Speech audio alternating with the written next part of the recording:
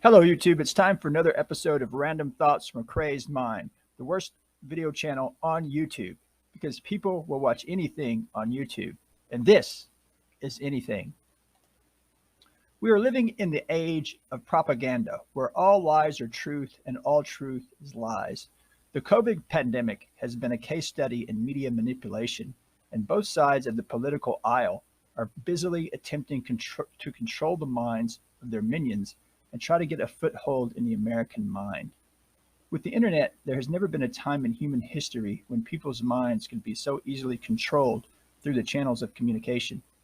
It has been interesting to watch the comical attempts to manage the narrative of the pandemic, and big tech has joined in to try to manage the mind of the public. Republicans are upset that big tech is coming down on the side of the liberal left, but the truth of the matter is that big tech is simply protecting its position and profits.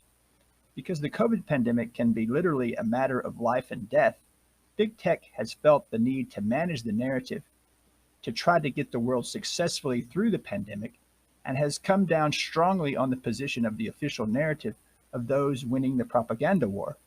Big tech is not taking any position other than that which puts it in the clear and allows it to pursue the greatest profits. It has no dog in this fight. This is most clearly seen in the whole ivermectin controversy, where big tech has taken an aggressive position in the fight against ivermectin as a treatment for COVID. The truth is that ivermectin is not particularly effective treatment for COVID, but it does seem to be as good as any other treatment because there are no real effective treatments for COVID, but ivermectin has been used widely throughout the world as a treatment, if not as much in the US, because of the official position of the pharmaceutical industry and as a result, the government. Early in the pandemic, doctors were desperately trying anything they could think of to help people with COVID in an attempt to help their dying patients. Ivermectin was one drug thrown at COVID out of desperation, and it seemed to produce some positive benefits, so doctors started sharing their use of the drug, and word started getting around, and some other doctors started using it as a treatment as well. In the early stages, this made its way to Trump as the government tried to keep track of all developments regarding COVID, and it was shared with him that it might be some kind of help in the battle with the disease. So Trump went public with this knowledge in a desperate attempt at some hope, and this gave the Democrats and their supporters a chance to run with the political football and knock Trump out of office.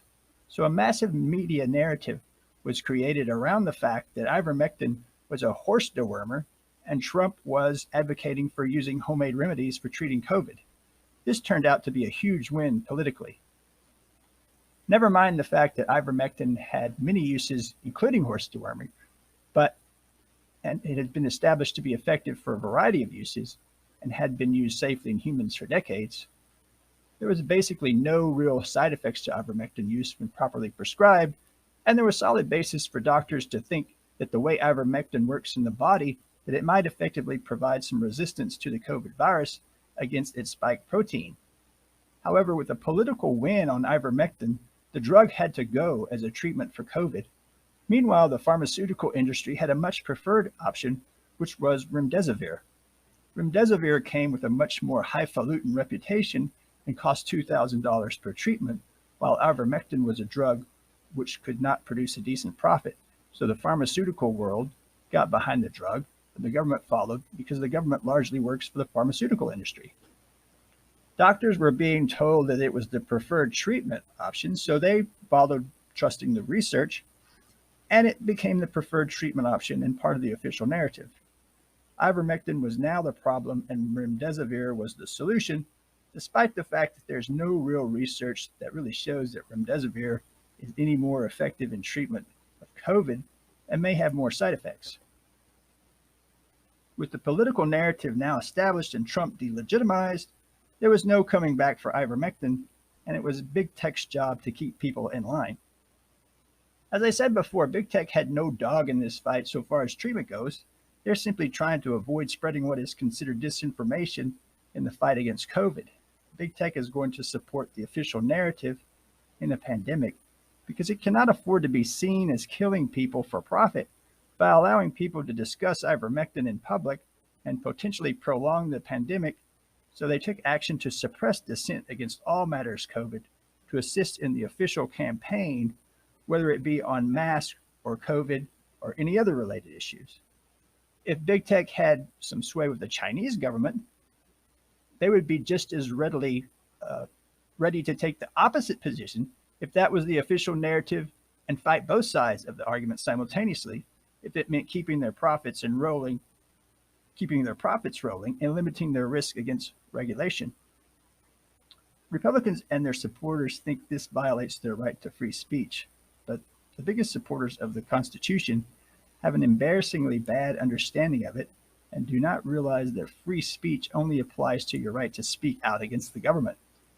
You're entitled to say whatever you please about the government, but you cannot speak out against the COVID narrative because big tech controls that narrative and you are on their platform. You'll need to take it to the streets with your megaphone to fight that battle. The lesson to be learned here is that big tech supports big tech. Whatever gains the most profit in the long term is what goes. And when it comes to matters of life and death, resistance is futile to the official narrative of the powers that be, which include big tech. So remember, people will watch anything on YouTube, and this has been Anything. Thanks for watching.